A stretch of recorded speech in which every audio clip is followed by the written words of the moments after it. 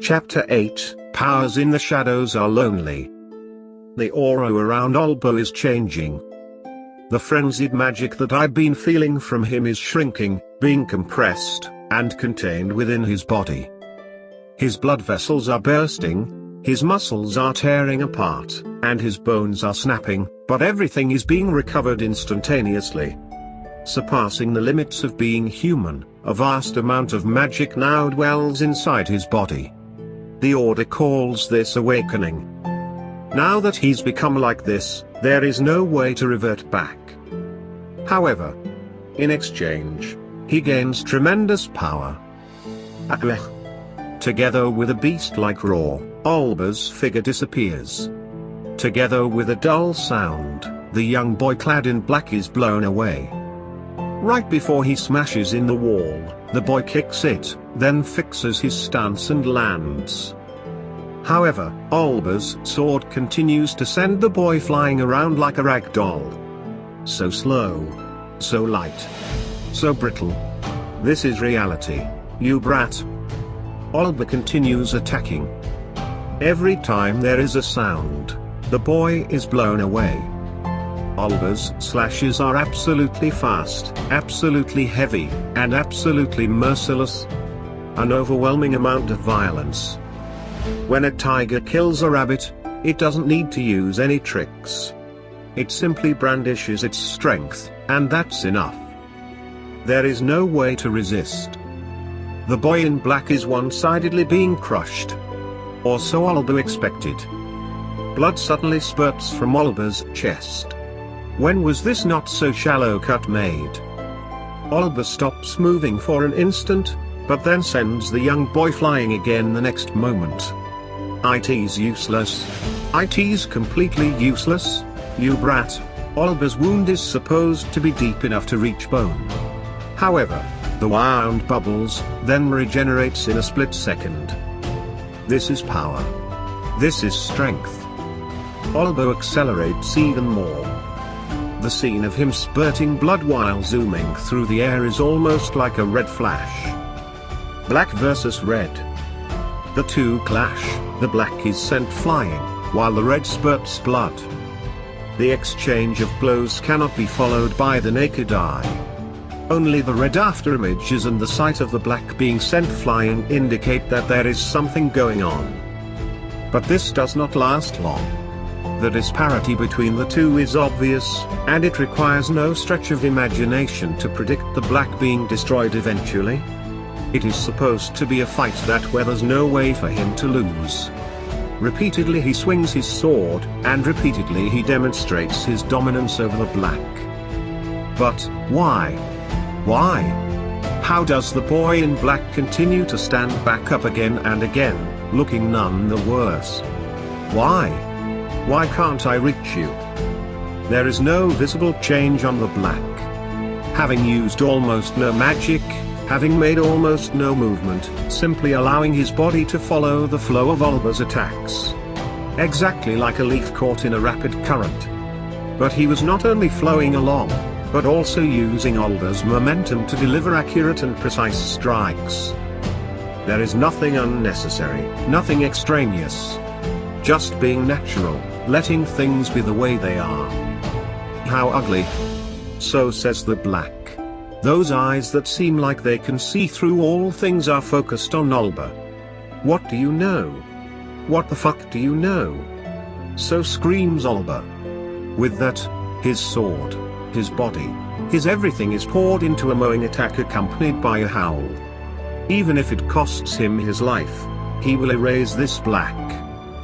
This strike is well and truly the greatest one that Olbo has ever made in his entire life. But playtime is over. It is easily bisected. As if swinging through empty air, the black sword completes its trajectory without any resistance. Olbo's sword, his immense amount of magic, his well-trained body, all of it was cut in half by a single swing. The jet black sword has no magic, no strength, and no speed. It was perfected with only pure skill. Or so Olbo originally thought. But that wasn't it. What was that? It was indeed a stroke that could cut through anything and everything.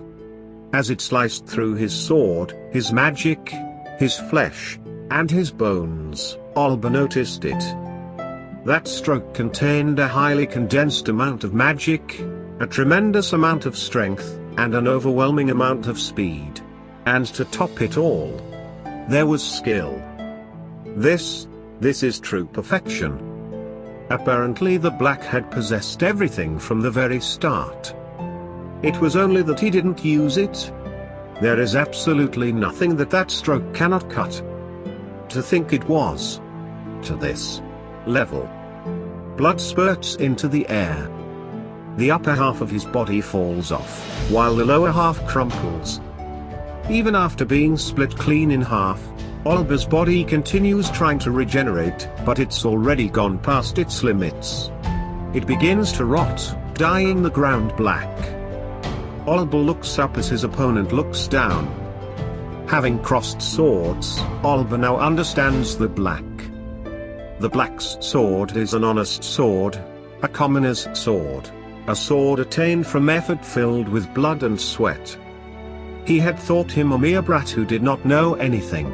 But that is wrong. He already knows everything, but regardless had made a conscious choice to fight, knowing full well the odds. Powerless. Olber's life was powerless from start to finish. What he tried to achieve, what he could not achieve. Emily A. Olber reaches for a jewel-studded short sword, then closes his eyes. The last thing that comes up in his fading consciousness is the smile of the beloved daughter that he had lost. So that's basically how we wiped out that bandit group and saved Nae-san. When we found Nae-san, she was unconscious, so we freed her restraints and then just left her there. The very next day, she showed up back at the house, in high spirits. That person is excessively resilient, so her hand injury had already mainly healed up after just one night. After that was a whole week of recovery or investigation or whatnot before she finally left for the royal capital.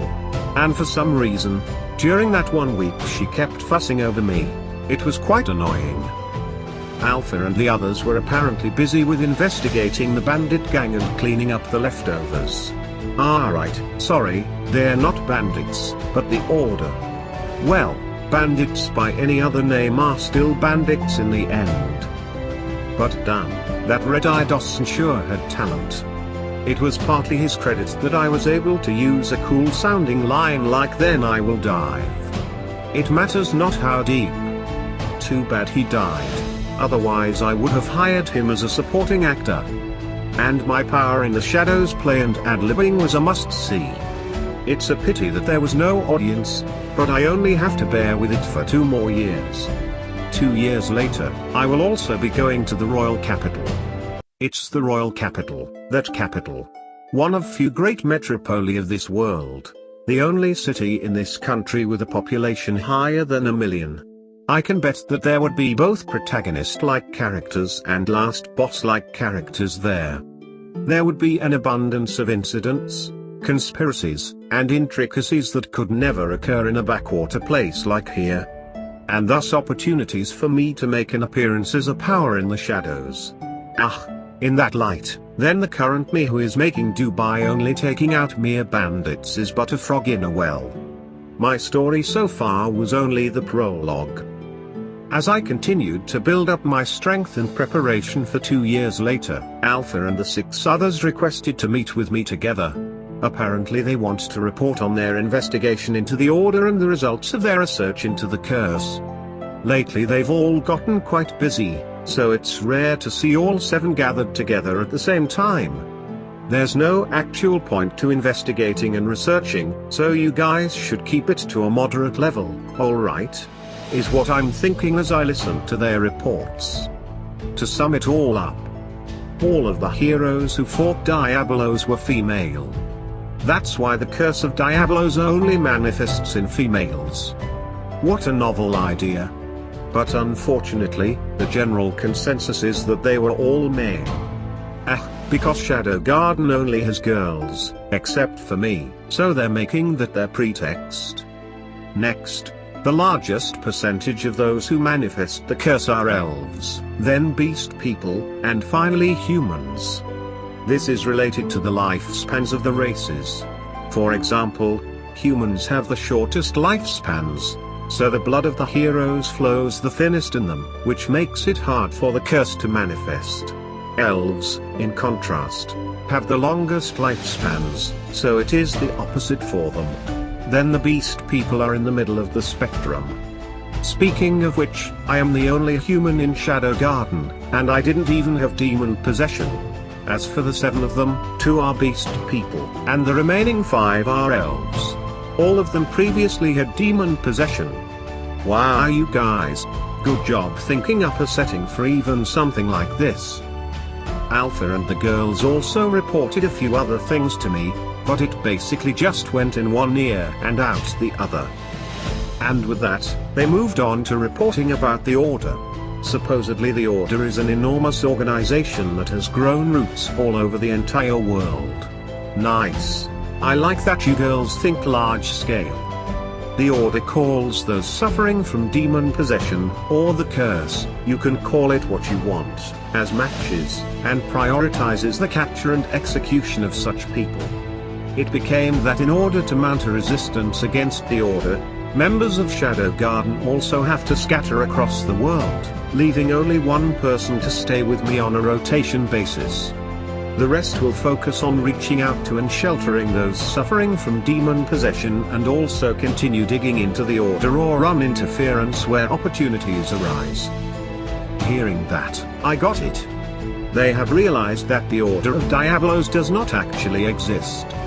Which is why they are trying to say that they can't play along with this farce any longer, that they want to be set free. That's what scatter across the world means, right? But because I really did cure them of demon possession, so to repay that debt they'll take turns to accompany me, and for me to be content with that much. That is the message between the lines that they are hoping for me to read. I found myself feeling a little sad. Even in my previous life, everybody adored heroes when they were children. And I adored powers and shadows in the same way. But eventually, everybody grew up, and before I knew it, they'd all forgotten about their heroes and left me all alone. These girls have also grown up. That's all there is to that. Despite feeling a bit sentimental about it, I quickly agreed to let them go. In the first place, I didn't even plan to gather so many of them. It would be enough with just me and one assistant. I saw off the girls who all teared up at the parting, then swore to myself that I'll definitely become a power in the shadows, even if I become the only person left in the entire world.